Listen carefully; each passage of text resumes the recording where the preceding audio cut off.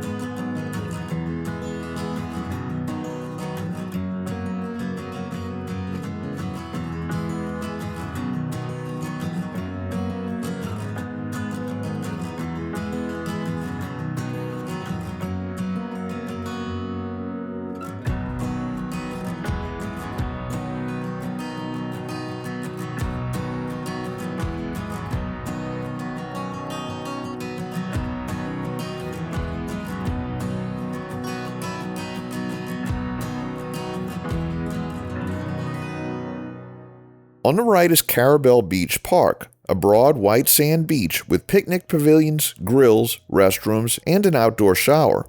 The pavilions really stand out here. They have that mid-century modern Florida look with angled concrete forms that feel like they came from the state's roadside beach area of the 1950s and 1960s. It's an old Florida scene that fits this stretch of coast perfectly.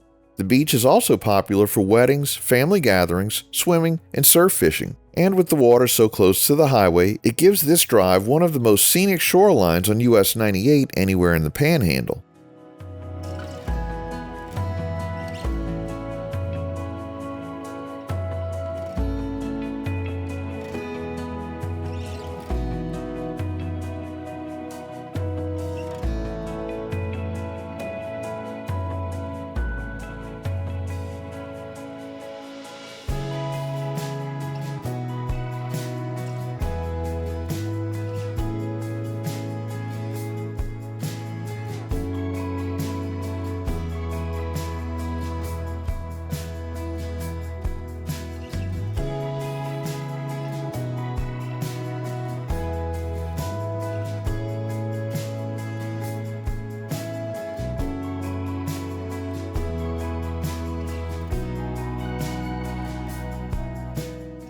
Now we enter Carrabelle.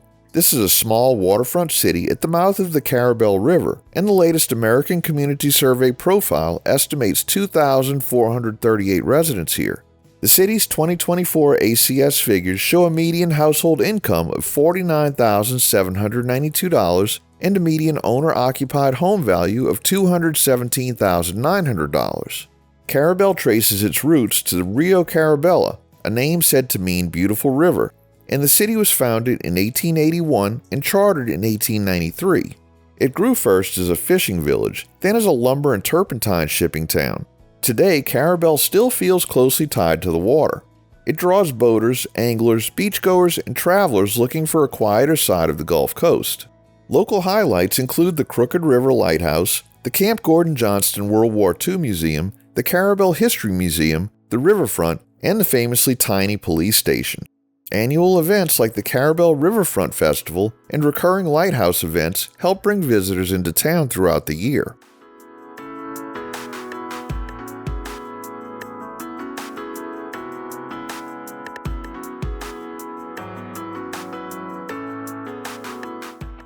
We cross the Carrabelle River on the Tillie Miller Bridge. FDOT's bridge inventory shows this span was built in 1977. It carries US-98 and its concurrencies over the river, linking the beach side of the town with downtown Carrabelle and the harbor area. The bridge is named for Tillie Miller, remembered locally as Miss Tillie, who served Carrabelle for decades as a midwife, advisor, and caregiver after arriving here in 1924. For many families in town, she was part of everyday life, and the naming makes this crossing feel personal as well as practical.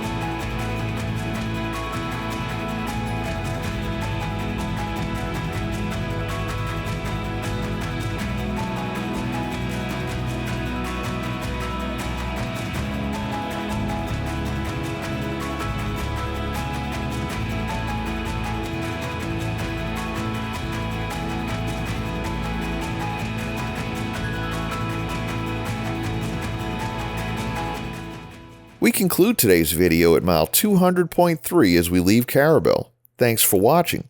If you like this video, please give us a thumbs up, post a comment below, subscribe, share and follow us on social media, and join us for our next 504 road trip.